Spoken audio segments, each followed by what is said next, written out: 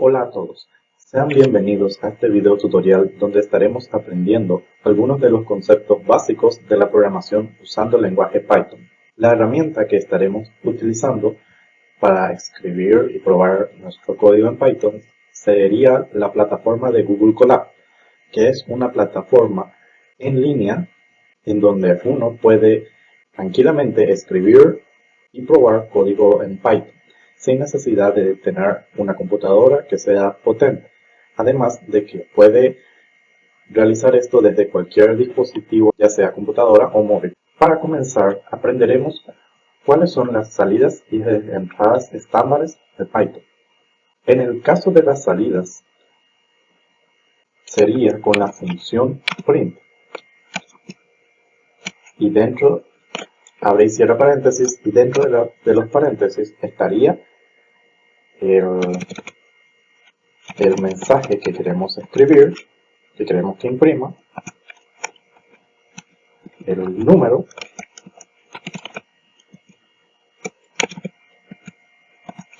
o inclusive podemos imprimir combinados, simplemente separándolos con coma. De esta manera ejecutamos el código y nos mostrará en la salida estándar el resultado. En este caso sería bienvenido, el primero que puse, número 23, que sería lo segundo que puse, y lo tercero, bienvenido y 23. Para la entrada de texto tenemos la función de input y paréntesis. Esta función, como bien lo describe aquí, lee una variable desde la entrada estándar, en este caso el teclado, y devuelve un tipo de dato str o string. No se preocupen que los tipos de datos los veremos más adelante. Input tiene la característica de que dentro de los paréntesis podemos poner un mensaje para indicar al usuario que debe ingresar. Por ejemplo, ingrese su nombre, dos puntos, ejecutamos, y como podemos observar, nos muestra el mensaje y acá nos pide para ingresar el nombre. Por ejemplo, Alejandro. Podemos combinar el print y el input para ver la salida del texto, porque no siempre, solo en este caso muestra lo que ingresé, pero no siempre suele ser así, puede que no muestre nada. Entonces, si ejecuto esto, primero ejecuta lo de adentro, que es el input, ese es su nombre, ejemplo Max. Luego, para adentro para afuera, entonces ejecuta el print y ahí muestra lo que se ingresó, en este caso Max. Puedo ingresar cualquier cosa, puede ser el número, puede ser símbolo, y puede ser texto, como ya lo mostré anteriormente. Y siempre el input devuelve una string. ¿Pero qué es un string?, se preguntarán. String es uno de los tipos de datos con los que trabajan los lenguajes de programación. Existen tres tipos de datos principales. Los numéricos, que se subdividen otra vez en int y float. Luego están los booleanos. Y por último están las cadenas o string.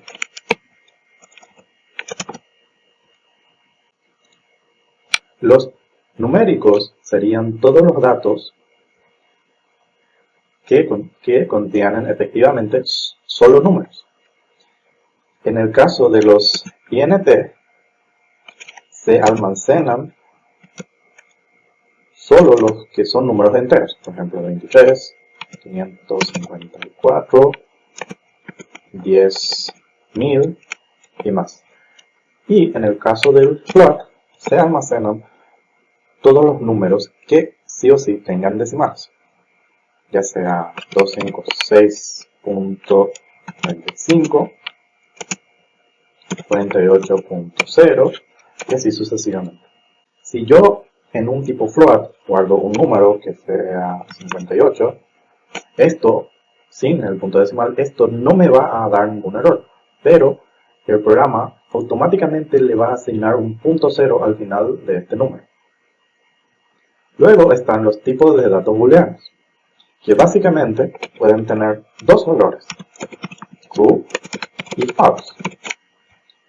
Estos valores se usan principalmente en las tomas de decisiones.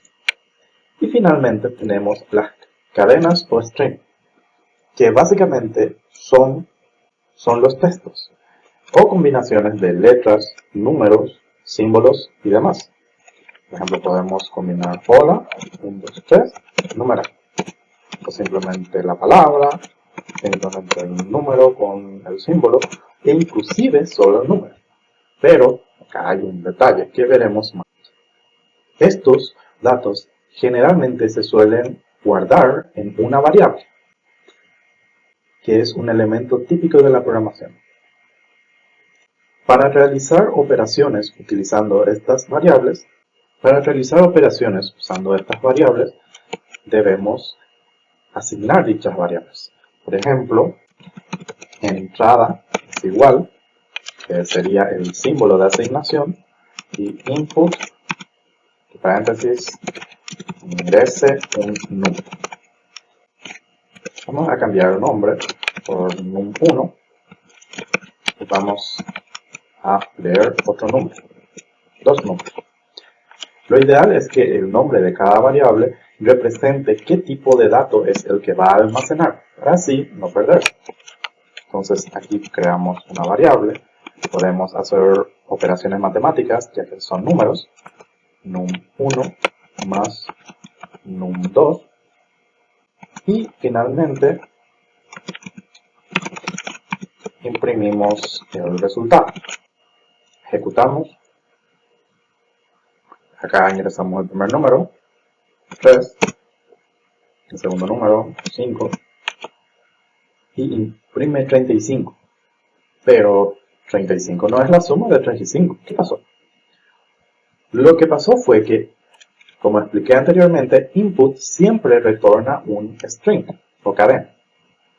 Entonces, guardó como si fuera que num1 y num2 fueran dos cadenas diferentes. Y lo que hizo fue agarrar el 3, el 5 y ponerlos uno al lado del otro, nada más. No realizó la operación de suma, que realmente era lo que nosotros necesitábamos, para indicar o convertir, mejor dicho, el string a un tipo de dato. Entonces se debe escribir el tipo de dato al cual queramos convertir, y todo este input vamos a poner dentro del paréntesis. Entonces va a ejecutar primero el input y luego va a ejecutar la conversión. Lo mismo hacemos aquí, int, y ejecutamos nuevamente.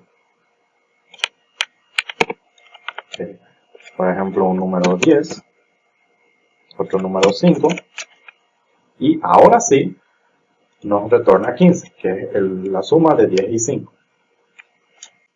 Podemos hacer otras operaciones aritméticas, como multiplicaciones, incluso la resta, división.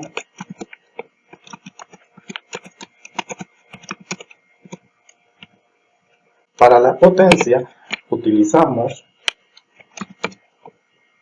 el asterisco, solo que para diferenciar con la multiplicación lo escribimos dos veces.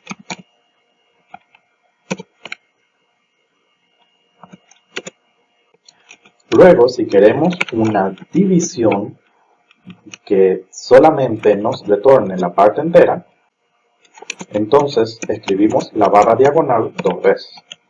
Y finalmente, si queremos solo el residuo de dicha división, escribimos porcentaje, el símbolo de porcentaje. 1, 2. Acá se me pone una U. ¿Está? Probamos nuestro código. El primer número puede ser un 4. El segundo número puede ser un 2.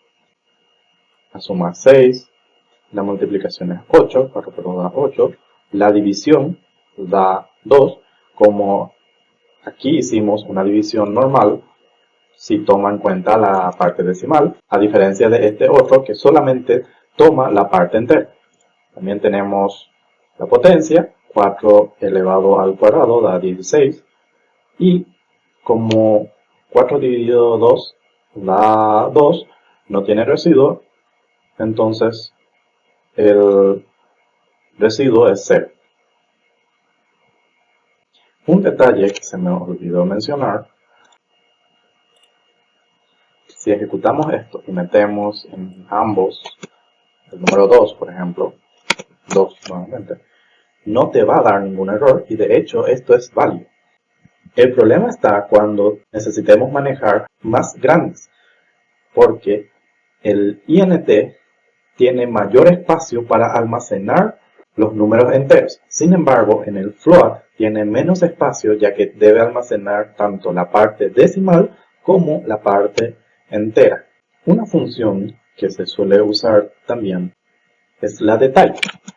Type devuelve el tipo de dato que tiene dentro de sus paréntesis. Por ejemplo, tenemos la de 23, vamos a dar a igual a true, luego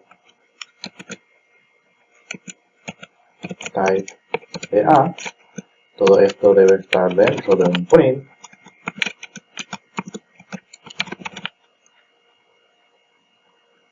Y ejecutamos. Y nos retorna que el primero era un número y el segundo era un booleano.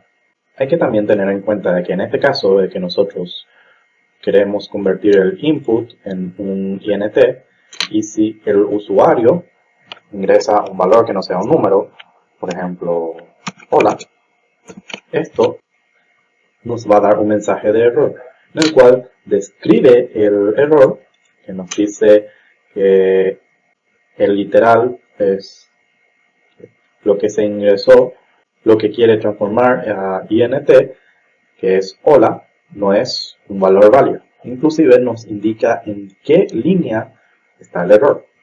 Es importante saber interpretar estos errores, ya que fácilmente nos puede ayudar a resolver un error o detalle pequeño que pudo habérsenos pasado. Ahora exploremos más los tipos de datos booleanos. Como bien mencioné antes, los tipos booleanos se suelen usar para la toma de decisiones. Así también para operaciones de comparación, ya sea mayor, menor, igual, distinto, como por ejemplo tenemos string 2 menor que 4, podemos poner 2 si 2 mayor a 4, o 2 igual, hay que poner 2 veces el símbolo de igual, porque si es una vez, recordemos que es asignación, 2 veces es para comparación, y evaluamos. 2 es menor que 4, verdadero, true. 2 es mayor que 4, no, falso. 2 es igual que 4, tampoco, falso. También podemos hacer 2 si 2 es menor o igual, si 2 es mayor o igual, y tenemos que no cambia nada. Pero si es que agrego aquí un 4 y aquí un 4 en vez del 2, entonces podemos observar de que los primeros dos, como son iguales, da true, porque pregunta acá si 4 es menor o igual. Y como es igual, es verdadero. Misma cosa acá. 4 es mayor o igual que 4, es verdadero, se cumple, es verdadero, true. Y 2 igual a 4, eso es falso. No son iguales, entonces aquí retorna falso. Un hecho interesante es que podemos usar estas comparaciones incluso con string o con text, inclusive booleanos. Podemos evaluar si true es igual a false. Podemos también evaluar si hola es igual a hola, con comillas, si a pesar de que se use comillas dobles o comillas simples, o inclusive si detecta alguna diferencia entre mayúsculas y minúsculas. Entonces, ejecutamos esto. Me equivoqué acá. Al final puse ambos iguales. Tenía que ser mayúsculas y minúsculas. Ahí, así, ejecutamos. Estos tres son de estos tres primeros. True igual a false, preguntamos. Nos retorna false, o sea que es falso. En este caso, en este segundo caso, evaluamos. Y según esto, comillas dobles, comillas simples, es lo mismo. Esto no siempre ocurre en todos los lenguajes de programación, ya que hay lenguajes que solamente funcionan con comillas simples y las comillas dobles no lo detectan como cadena y te da error, y viceversa. En el caso de Python se puede usar indistintamente comillas simples o dobles. Luego evaluamos si detecta lo de mayúsculas y minúsculas. Vemos que sí detecta. Entonces, en el caso de realizar búsquedas, tenemos que escribir sí o sí cómo está. Para evitar eso, podemos sencillamente acceder a las funciones que trae Python de por sí. Por ejemplo, para las cadenas, escribimos punto y aquí podemos ver las funciones. Por ejemplo, el de upper, que es para poner todas las letras en mayúsculas. El lower, todas las letras en minúsculas. Capitalize, para poner la primera letra en mayúscula. Y así sucesivamente. Count, que nos retorna la cantidad de letras que tiene el texto. Podemos preguntar si es número decimal, si es dígito, si todas las letras es en minúscula y así. Para este ejemplo vamos a usar de upper. Ustedes pueden ir probando y ejecutando las distintas funciones que trae, a ver qué hacen. Por ejemplo, de upper va a poner en este caso todo en minúsculas y vemos que esto no cambia, retorna false. Y en el segundo ya retorna true, porque pone todo esto en minúscula y todo esto en minúscula, antes de realizar la comparación. También, en el caso de los datos booleanos, existen operadores lógicos, que son operadores para poder combinar las comparaciones o evaluaciones que se realizan. Estas serían las de AND, las de OR y las de NOT. En Python se usa asimismo todo en minúsculas, las letras como están. Hay otros lenguajes donde se utilizan mayúsculas o se utilizan símbolos. Por ejemplo, para el AND se suele usar doble ampersand, para el OR se suele usar doble barra vertical y para el NOT se suele usar un símbolo de exclamación. En el caso de Python es solo las letras en minúsculas, AND, OR o NOT. Estos retornan true o false de acuerdo a las comparaciones que se realizan. Por ejemplo, en AND retorna true solo si todas las comparaciones son true o todas son false. En caso contrario, retorna false.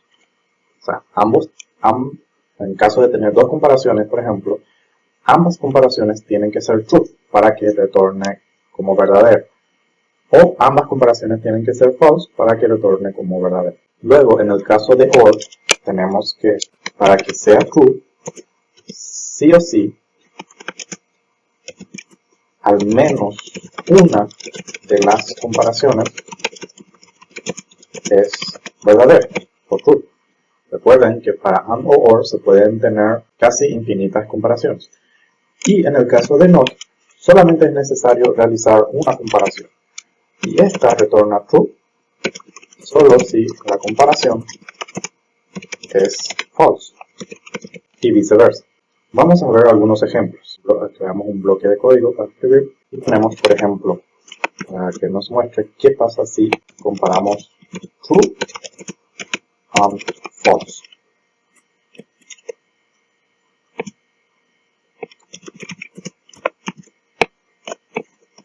También evaluaremos qué pasa si comparamos true and true. Evaluamos.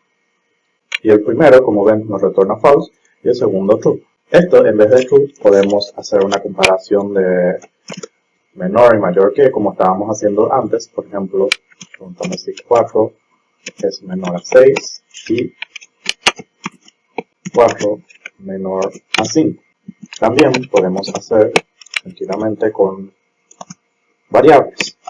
B es igual a 5, evaluamos si A igual a B, encerramos entre paréntesis para poder leerlo más fácilmente. Podemos usar esta vez el OR,